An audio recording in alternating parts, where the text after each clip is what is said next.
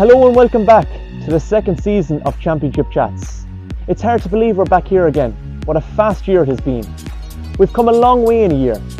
We now have a YouTube channel which is home to all of last season's Championship Chats videos and which will be home to any videos made this year. We've also made the big leap to TikTok, which is great crack, so go on over and give us a follow.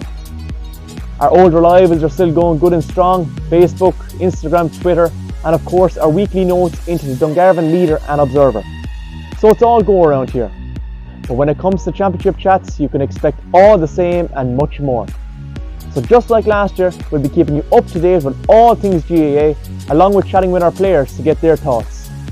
So welcome back and let's get right on into it. Tonight, we will be joined by Aaron Ryan after 4 Mile Water's opening game versus Abbeyside. Aaron Ryan finding himself in a pocket of space there on that far over side, off his left hand side. Aaron Ryan is going to shoot, and Aaron Ryan is going to nail that one too, very fast.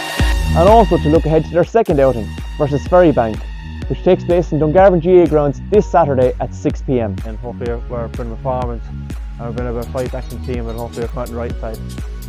But firstly, let's look back on last weekend's game. It was 4 Mile Water's first outing compared to their opponents, who had got a head start to the championship the previous week. The game started similar also, with Abbeyside setting the pace. It was 8 minutes into the game before 4 Mile registered their first score through Michael Morrissey, but by this stage, Abbeyside had 4. As the team settled into the game, Abbeyside began to extend their lead before Jamie Byrne got his side's second point. Off the shoulder right now is Jamie Byrne. This is where 4 Mile love to attack, going forward. Byrne shortens the grip of the stick. That's what they need. Jamie Byrne over the bar. Within the next 15 minutes, Aaron Ryan, Sean Welsh and Kieran Welsh floated them over the bar before the half-time whistle. The score at the interval read 4 Mile Water 7 points, Abbeyside 12. A bigger performance was needed in the second half, but Abbeyside continued their lead.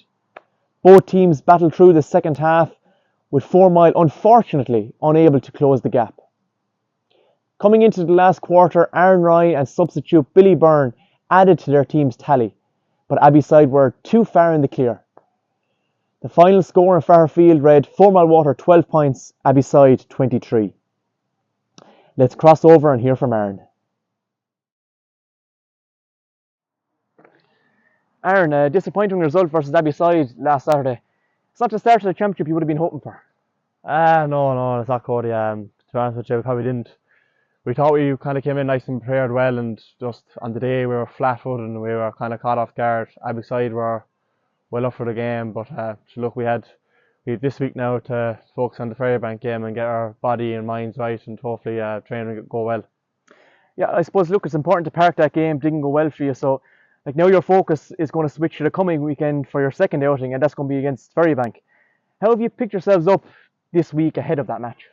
We kind of dusted ourselves down. We kind of had an old kind of meeting there with all the managers and players, the whole senior and junior team, and we just we went through kind of things that did go well in us today and things that didn't go well in us today, and we kind of then focused on the areas that didn't go well in training during the week and see where we'll be at then, and just kind of basically it, and kind of just focus then, get the heads down and bodies right and minds right for Ferrybank now Saturday. And looking at your opposition, Ferrybank, like you said, they're new to the senior ranks after being promoted last year from Premier Intermediate. So they're a side that you wouldn't be too familiar playing against in recent years. Does that bring a bigger challenge to the team to prepare for this match, or does it allow for more free flow, I suppose, without any past experiences with the team weighing in? I wouldn't say it kind of a free-flowing kind of game or something like that, because we played them this year in the league. I don't think it might have been a draw, and then I'm not too sure. It might be a point or two, but no, I wouldn't say it's be a kind of free-flowing game, because we're after losing a game down, so we have to kind of get ourselves right, and we have to put a good shift in on Saturday, because we want to get a performance, we want to get a win, and that's the main thing, because if we get a win there, we kind of get our temperature back on track, and that's the main thing. And the match this weekend is on in Dungarvan GAA grounds. That's the battleground for this weekend's match. That'll be a tighter pitch now, where the crowd is almost on the line with you. But does that add or even take away from what happens inside the white line, as in like the crowds being so close to you in a closed environment? Kind of like, kind of back to last year, we played Mount Sinai and then St. Albans and Carrickbeg, and that was kind of wicked tight pitch, and kind of the atmosphere and the the crowd were right on top of us. So we're used to that now. We played a few football matches as well down through the years in tighter pitches and in closed crowds. But yeah, Dungarvan's a kind of familiar pitch.